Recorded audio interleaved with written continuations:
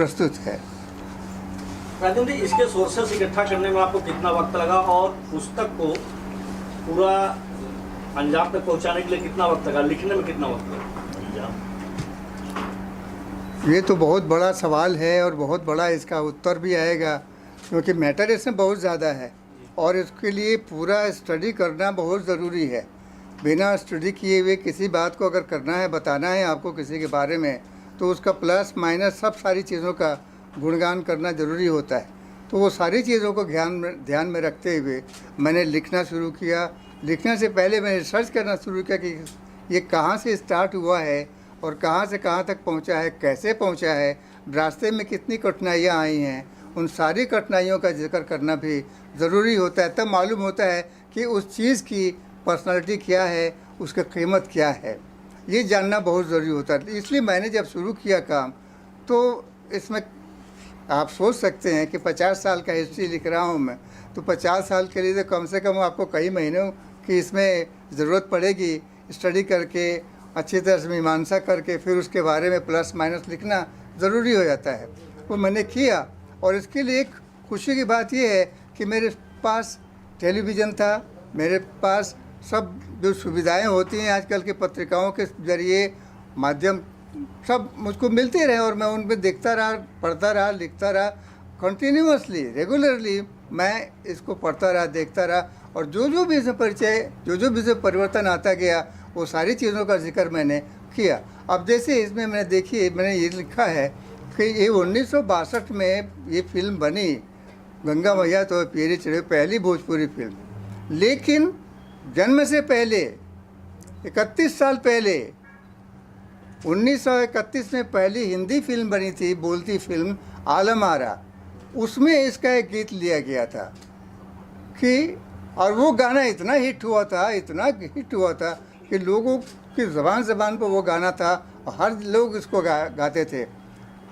और गाने में तो क्या है कि गाना के ज़रिए आप कहीं से भी कहीं पहुंच सकते हैं। तो ये जो गाना लिखा गया उसको है कि दर्शन के लिए मैं, उसका मतलब ये है कि मैं दर्शन के लिए तड़प रहा हूँ, तेरा दर्शन नहीं मिल रहा है, तेरे शब्द सुनाई नहीं पड़ रहे हैं, भगवान करे तू मेरे सामने जल्दी से आ जा। तो ये भोजपुरी में गाना था। भोजपुरी तो मुझे भी आती है, मैं भोजपुरी बोल सकता हूँ, बोलता ही हूँ।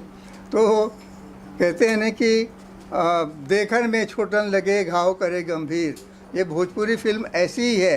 ये है तो बोली, लेकिन इसकी सीमा अंतर्राष्ट्रीय सीमा को पहुंचती है, छूती है, क्योंकि भोजपुरी बोलने वाले दुनिया के अधिकतर देशों में पाए जाते हैं, जो रहते हैं और अपना जीवन यापन करते हैं। तो ये भोजपुरी सिर्फ बोली नहीं है, इसके अंदर बहुत गुण है, इसके अंदर बहुत वज़न है और ये वज़न किसी दूसरी बोली में नज़र नहीं आता है। चाहे वो मैथिली हो, चाहे वो बज्जिका हो, चाहे वो अंगिका हो, किसी में भी ये गुण दिखाई नहीं पड़ता है जो इसमें है।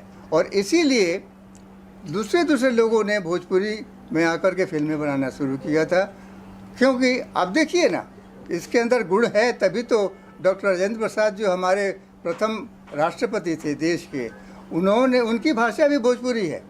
तो उन्होंने देखा कि उनकी भाषा में अभी तक तो कोई फिल्म बनी नहीं है, जबकि गुजराती में बन गई है, मराठी में बन गई है, मलयालम में बन गई है, तो हिंदी में भोजपुरी में क्यों नहीं बनी है।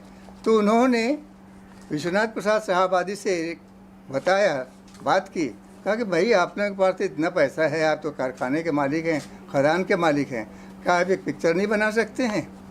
उनको एक प्रेरणा मिली विश्वनाथ प्रसाद शाहाबादी को, उन्होंने कहा कि ठीक है मैं बनाऊँगा पिक्चर। और उन्होंने बाद में नज़ीर हुसैन जी से मुलाकात की, बात की, उनसे स्क्रिप्ट लिखवाया और फिल्म बनी और इतनी ज़बरदस्त पिक्चर बनी कि आज भी लोग उसको याद करते हैं, उसके गाने गुनगुनाते रहते हैं। तो चीज़ ये है कि अगर आप कुछ करते हैं, सही मायने में आप करते हैं, तो उसका असर बहुत दूर तक पहुंचता है। अब जैसे मैंने भी कहा कि देखन में छोटन लगे घाव करे गंभीर, ये भोजपुरी बोली लगती है, लेकिन ये अंतर्राष्ट्रीय सीमा को भी छूती है, जो किसी बोली के, दूसरी बोली के बस की बात नहीं है। तो मैं ये बोल रहा था कि भोजपुरी वो बोली ना कह के हम इसको कहें कि एक भाषा ही है, क्योंकि भोजपुरी का बहुत विस्तार हो गया अभी। ये बिहार, यूपी, मध्य प्रदेश की बोली है और इस तीनों प्रांतों में ये बहुत अच्छी तरह से बोली जाती है और इसलिए इसका एक अपना रुतबा है, अपना एक स्थान है और उस स्थान को बनाए रखने के लिए, आगे बढ़ाने के लिए एक बात तो माननी पड़ेगी, भोजपुरिया लोगों ने इसको बहुत आगे बढ़ाया है। फिल्म इंडस्ट्री में, हिंदी फिल्म इंडस्ट्री में अगर कोई कहा जाए कि गढ़ है या मजबूत सीढ़ी है तो वो है भोजपुरिया लोग, जो बिहार से, यूपी से, मध्य प्रदेश से बिलोंग करते हैं और वही पूरी हिंदी फिल्म इंडस्ट्री में छाए हुए हैं। कह सकते हैं कि वो रीढ़ की हड्डी की तरह हैं और उन्होंने ही भोजपुरी हिंदी फिल्म को आगे बढ़ाया है। तो भोजपुरी को क्यों नहीं करेंगे? तो भोजपुरी में किया और भोजपुरी में जो 2-3 पिक्चरें उनमें बनी, जैसे गंगा मैया तो पीरी चढ़ी वो, उसके बाद लागे ने छोटे राम, उसके बाद विदेशिया, ये 3 फिल्मों ने तो रिकॉर्ड तोड़ दिया। इतनी ज़्यादा इसमें कमाई हुई है। मैं एक बात और बताऊँ कि भोजपुरी की एक दूसरी जो अद्वितीय मिसाल है वो ये है कि जब ये पिक्चर बनी और रिलीज़ हुई थिएटर्स में, सबसे पहले बनारस के प्रकाश टॉकीज में ये रिलीज हुई थी। उसके बाद बिहार के जितने भी थिएटर, छोटे छोटे शहर हैं, उस शहर में जितने भी थिएटर है, सब ने इसको अपनी इज्जत का सवाल बना लिया, कहा कि हमारे थिएटर में भी ये पिक्चर रिलीज होगी। तो जितने भी थिएटर थे उस शहर में, वहाँ के सारे थिएटर में ये पिक्चर लगी, जो आज तक। सॉरी सर, इंटरप्ट किया, आप माफ़ी चाहते हैं इसके लिए। सवाल ये है सर कि सबसे पहले तो मैं आपको शुक्रिया कहना चाहता हूँ कि आपने भोजपुरी सिनेमा के इतिहास को डॉक्यूमेंटेड किया, इसे कागज़ पर उतारा, इसके लिए सबसे पहले तो आपको साधुवाद और शुक्रिया। सर सवाल यह है कि आज के इस दौर में जब डिजिटल इतना मजबूत है, इंटरनेट इतना मजबूत है, ज़्यादातर चीज़ें पब्लिक डोमेन में है। आपने जो कहानी बताई, मुझे लगता है यहाँ मौजूद ज़्यादातर लोगों को कहानी पता होगी कि राजेंद्र प्रसाद ने, हमारे महामहिम ने किस तरह से कहा कि भाई किताब लिखी, आप फिल्म बनाइए।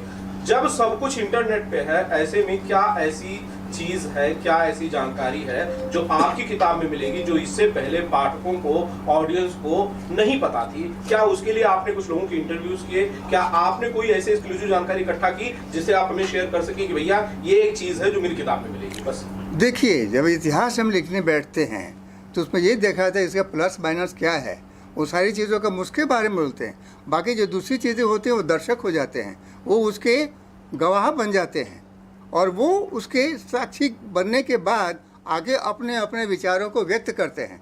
जो इतिहास लिखने की बात है वो इतिहास ही होता है। भोजपुरी का इतिहास हो या हिंदी का इतिहास हो, उसमें कोई भी डिवीज़न नहीं हो सकता है। जो है, वो फैक्ट है और फैक्ट रहेगा, उसको कोई बदल नहीं सकता है। नहीं वो उसमें खामखा का प्रस्तावना करके, तारीफ़ करके उसके रूप को बढ़ा नहीं सकता, बिगाड़ नहीं सकता है, क्योंकि जो है वो है, जो सत्य है वो सत्य है।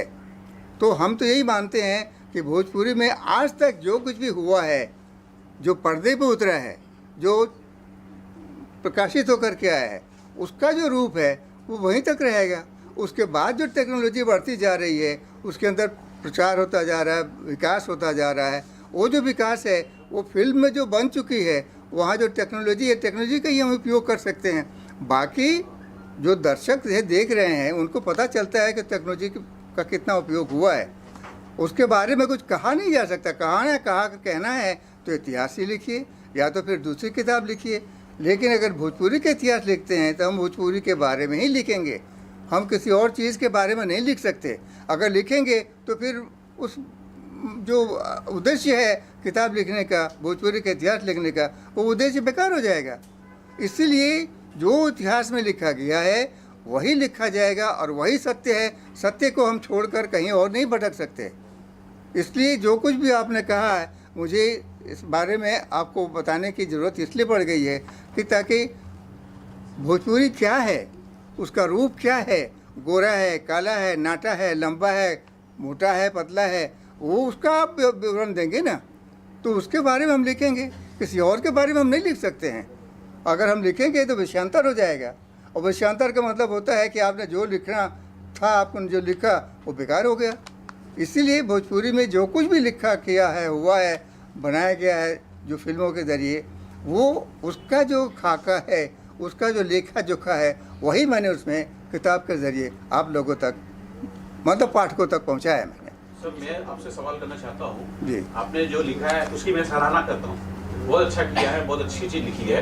लेकिन मैं जानना चाहता हूँ कि ये जो दुनिया है तेजी से बदल गई है, डिजिटल हो चुकी है पूरी तरह से, तो पाठक वर्ग, जो पढ़ने वाले पाठक वर्ग मुझे लगता है बहुत कम हो गए हैं, डिजिटल पे ज़्यादा है। तो आपने कुछ तैयारी की डिजिटल पे, क्योंकि पाठक वर्ग तो कम है, पढ़ने वाले लोग कम है। देखिए, जो लेखक है, लेखक का काम क्या है, पाठक का काम क्या है, हर एक की अपनी अपनी भूमिका है, हर एक की अपनी अपनी जिम्मेदारी है, और उस सीमा को वो पार करके नहीं जा सकता है। अगर वो जाएगा तो पाठक नहीं रहेगा, अगर वो जाएगा तो लेखक नहीं रहेगा, अगर वो पार जाएगा, क्रॉस करेगा, तो दर्शक भी नहीं हो सकता है। कि दर्शक कितना देखेगा, कहाँ तक देखेगा, उसकी आंखों की अपनी एक सीमा होती है, पहचान होती है। अगर उसको नहीं पहचान सका ठीक से, तो फिर तो व्यक्तित्व का कोई ठीक से नहीं हो सका। उसका व्यक्तित्व का जो भी आप चित्रण कर रहे हैं वो सही ढंग से नहीं जाएगा लोगों तक। इसलिए हर एक की अपनी अपनी सीमा है, और हर एक को अपनी अपनी सीमा में ही रह कर सारा काम करना है, तभी उस व्यक्ति का, उस वस्तु का रूप जो है, सही रूप, वो उभर कर लोगों के सामने आता है। तो अभी जो टेक्नोलॉजी की बात कर रहे हैं, वो टेक्नोलॉजी अलग है, लेखन अलग है। लेखन अगर जाए तो यूट्यूब है, पहले तो यूट्यूब नहीं था, अब यूट्यूब आया है। अब इसी हिसाब से आगे हम बढ़ते जाएंगे, उसी तरह से टेक्नोलॉजी बढ़ती जाएगी और उसका प्रदर्शन लोगों तक पहुंचता जाएगा। लेखक का काम है लिखना, वो उसके हाथ में कलम है, उस कलम का जितना भी सहारा ले सकता है, जहाँ तक वो पहुँचा सकता है लोगों तक, वहाँ तक वो पहुँचाने की कोशिश करता है। पे जाए या फिजिकल पे जाए, चीज़ तो वो है। आप तक वो चीज़ पहुँच कैसे रही है, उस टेक्निक की सबसे बड़ी खूबसूरती है, ज़रूरत है उसकी। लिली जी, आप कुछ कहना चाहेंगे? लीजिए मैडम, वो आपने जो भोजपुरी नृत्य नाटिका की थी, वही दैया, हाँ, उसके बारे में लोगों को बताइए। मुझे तो याद नहीं है भाई। जब मैं when I was a young, जब मैं छोटी थी, हीरोइन थी, तभी मैंने वही दैया की थी। अभी मुझे कुछ भी याद नहीं है। उसका एक मुखड़ा याद है, क्योंकि at that time I was a dancer.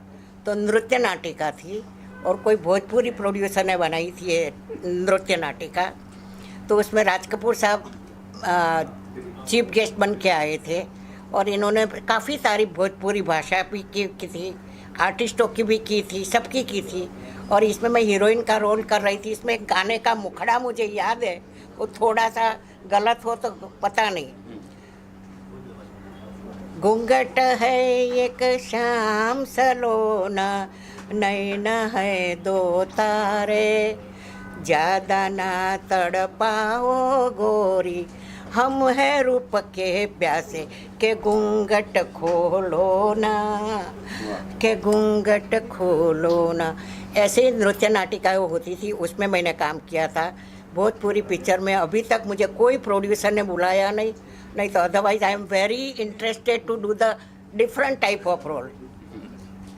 Sanjay भाई पिक्चर बनाएंगे, राज कपूर ने क्या कहा और था मेरे उनको? बाजू में भी एक